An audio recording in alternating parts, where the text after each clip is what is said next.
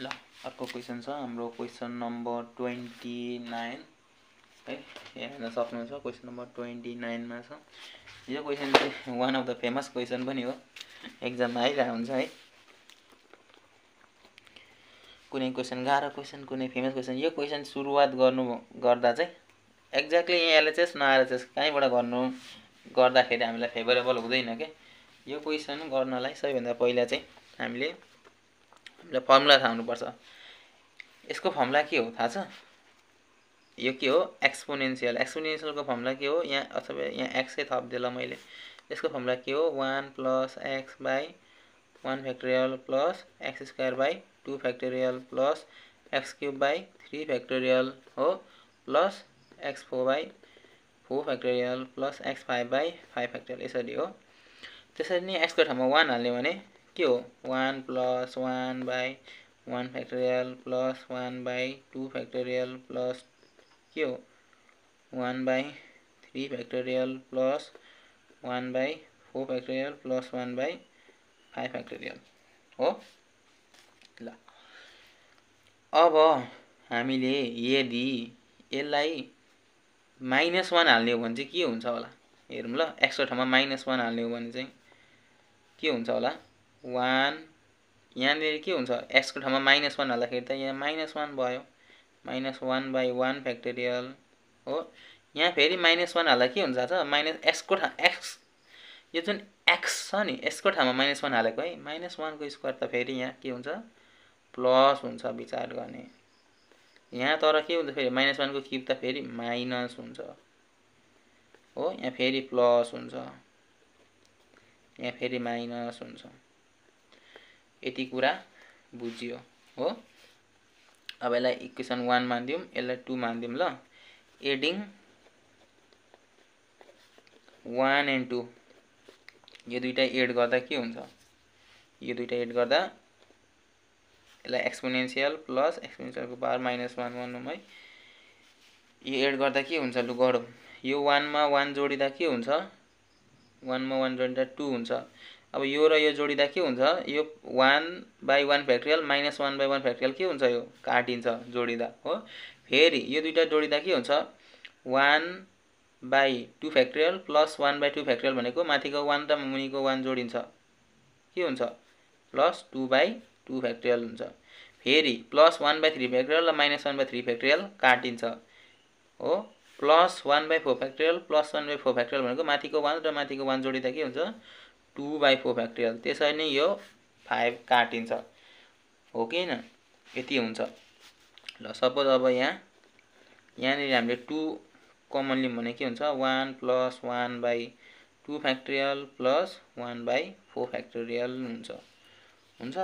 अब यो 2 लाई यता ल्याइदिउँ भने के हुन्छ? यो यता आउँदा यो डिभाइड हुन्छ अनि यतापट्टि 1 + 1 / 2 फ्याक्टोरियल प्लस 1 / 4 फ्याक्टोरियल।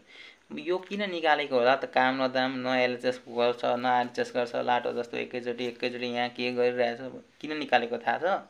अहिले एकछिनमा भन्छु। यहाँ हेर्ने त माथि यहाँ 1 / 2 factorial plus 1 / 4 factorial plus 1 / 6 factorial छ नि। यहाँ हेर्ने अब 1 / 2 फ्याक्टोरियल प्लस 1 / 4 फ्याक्टोरियल यसरी गर्दै गएको भए यहाँ के आउँथ्यो? 1 / 6 फ्याक्टोरियल यसरी आउँदै जान्थ्यो नि हो। यो 1 लाई मैले अहिले के गर्छु? एकछिनमा हेर्दै जाने ल। अब फेरि सबट्र्याक्टिङ गरौँ। सबट्र्याक्टिङ इक्वेसन के 1 and 2।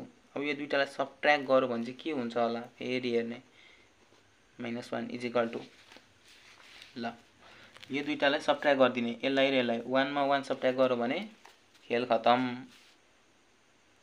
हो। 1 मा 1 के गरौँ भने सबट्र्याक्ट गरौँ भने खेल खतम हुन्छ। अब फेरि अब यो सबट्र्याक्ट गर्दा के हुन्छ हेर्ने? यो 1 / 1 फ्याक्टोरियल छ अनि 1 / 1 फ्याक्टोरियल, यसलाई सबट्र्याक्ट गरौँ भने त यो त साइन के हुन्छ? यसको साइन माइनस केमा चेन्ज हुन्छ? यता मुनि यसरी यहाँ के हुन्छ? प्लसमा चेन्ज हुन्छ। थाहा छ नि हैन? सानो क्लासमा पढेको छ नि, यो प्लसमा चेन्ज हुन्छ। त्यसो भए प्लस हुन्छ अनि के हुन्छ? 1 + 1 जोडेर 2 हुन्छ। 2 / 1 फ्याक्टोरियल हुन्छ। हामी गर्न सबट्र्याक्ट गरिरहेको छौँ है, विचार गर्ने। अब फेरि यहाँ प्लस छ, हामीले सबट्र्याक्ट गरिरहेको छौँ। सबट्र्याक्ट भयो भने यो प्लस केमा चेन्ज हुन्छ? अब यसो यहाँ मुनि माइनस आउँछ अनि यो माइनस र यो प्लस काटिन्छ यसरी च्वाट्टै। अब यहाँ फेरि माइनस छ सब्ट्र्याक्ट गरिरहेको छौँ गर्न त, तर यहाँ के हुन्छ साइन के हुन्छ चेन्ज हुन्छ र यहाँ प्लस आउँछ। प्लस आएपछि के हुन्छ यो माथिको 1 र माथिको 1 जोडेर प्लस 2/3 फ्याक्टोरियल आउँछ हो। त्यसरी नै यहाँ फेरि सब्ट्र्याक्ट गरिरहेको छौँ नि, सब्ट्र्याक्ट गर्दा त प्लस माइनस माइनस हुन्छ अनि माइनस र यो प्लस च्वाट्टै काटिन्छ अनि फेरि यहाँ सब्ट्र्याक्ट गर्दा प्लस हुन्छ। प्लस भयो भने टक्क प्लस भएर यो माथिको 1 र यो 1 जोडेर 2/5 फ्याक्टोरियल आउँछ हो।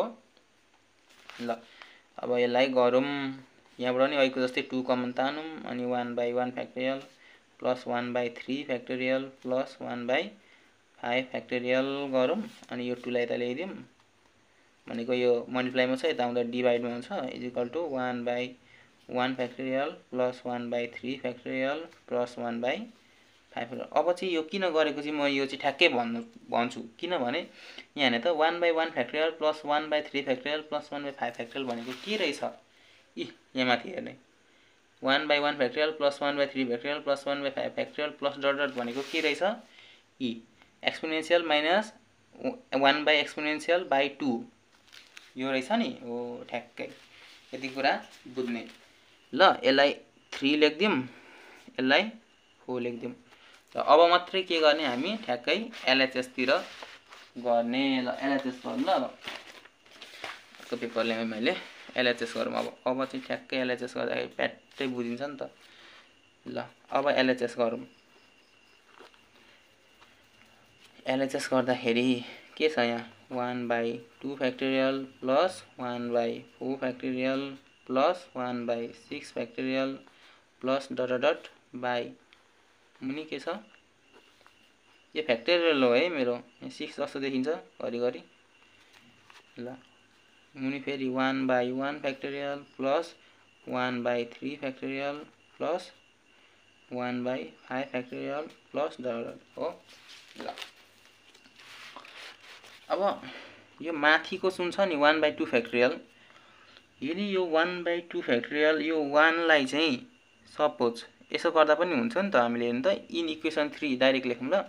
इन इक्वेसन 3 मा हेर्नु त यो 1 लाई हामीले यता ल्याइदिएको भए के हुन्थ्यो ई अथवा एक्सपोनेन्शियल प्लस एक्सपोनेन्शियलको पावर -1/2 अनि यो 1 लाई यता ल्याइदा के हुन्थ्यो यो +1 यता -1 भएर जान्थ्यो अनि यहाँ के हुन्थ्यो 1/2 factorial plus 1/4 factorial plus 1/6 factorial. अघि गर्दा पनि हुन्थ्यो, अघि मैले हेर्दिन छु अहिले हेर्ने ल। यहाँ मैले अघि त्यहाँ ख्यालै गरिनँ यति कुरा गर्दाखेरि भइहाल्थ्यो, त्यहाँ डाइरेक्ट यसलाई इक्वेसन मान्दा पनि हुन्थ्यो। अब अहिले गर्दा पनि केही फरक परेन, बुझ्नु हो मेन कुरा।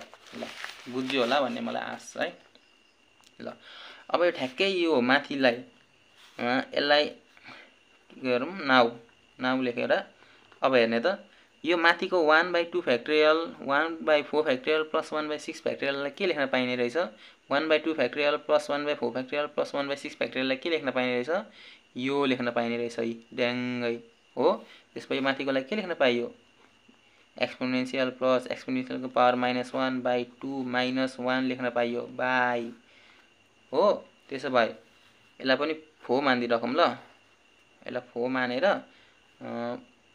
नाउ इक्वेसन 4 बिकम्स लेखिदिउँ न, के फरक पर्छ र।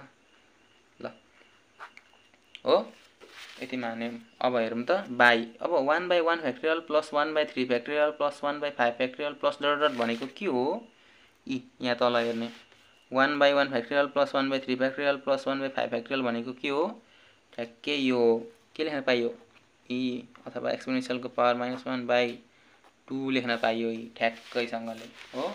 अब ट्याक्कसँगले गर्नु पर्यो र यहाँबाट एन्सर निकाल्न सक्नु पर्यो। ल यसलाई सिम्प्लिफाई गरौँ। ल सिम्प्लिफाई गर्दा के हुन्छ यो एक्सपोनेन्शियल प्लस एक्सपोनेन्शियलको पावर -1 माइनस यो 2 त जान्छ होला बाई मुनि 2 रहन्छ होला एउटा हो। अनि यसलाई उल्टाउँदा के हुन्छ यो माथि 2 आउँछ बाई के हुन्छ एक्सपोनेन्शियल माइनस एक्सपोनेन्शियलको पावर -1 हुन्छ होला हो। ल यो 2 र यो 2 काट्यो। अब यसलाई गरौँ एक्सपोनेन्शियल प्लस एक्सपोनेन्शियलको पावर -1 -2 बाई एक्सपोनेन्शियल माइनस एक्सपोनेन्शियलको पावर -1 हो।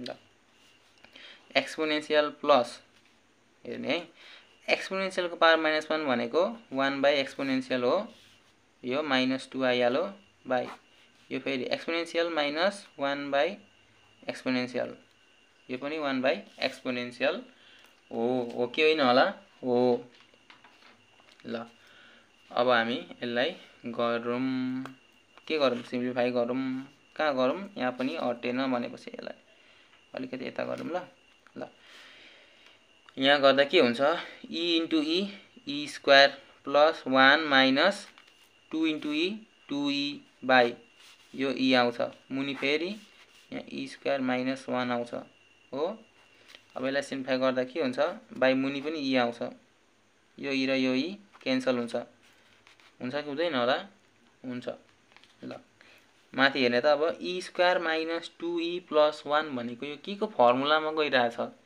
हेर्ने त a square minus 2ab plus b square भनेको के हो a माइनस b को होल स्क्वायर हो कि हैन a माइनस b भनेको यहाँ b भनेको कुन हो 1 हो e माइनस 1 को होल स्क्वायर अलिकति अप्ठ्यारो भयो यहाँ बुझ्नलाई मैले यसलाई अर्कैमा लेख्ने निर्णय गरेँ ल यहाँ लेखौँ ल अझै हटेन यो यहाँदेखि ठ्याक्कै हेर्ने ल यहाँ के छ एक्सपोनेन्शियलको square plus 1 minus 2 exponential by यो e काटिसक्यो हैन मतलब e स्क्वायर माइनस 1 छ नि त्यो गर्दा के हुन्छ अथवा एक्सपोनेन्शियलको स्क्वायर माइनस 1 छ के हुन्छ यो एक्सपोनेन्शियलको square minus 2 exponential plus 1 by एक्सपोनेन्शियलको स्क्वायर माइनस 1 यस्तो छ नि हो त्यसो भए एक्सपोनेन्शियलको स्क्वायर माइनस 2 एक्सपोनेन्शियल प्लस 1 भनेको यो के को फर्मुलामा जान्छ a स्क्वायर माइनस 2 ab 2 अनि a भनेको 1 b प्लस b स्क्वायर भनेको के हो a माइनस b को होल स्क्वायर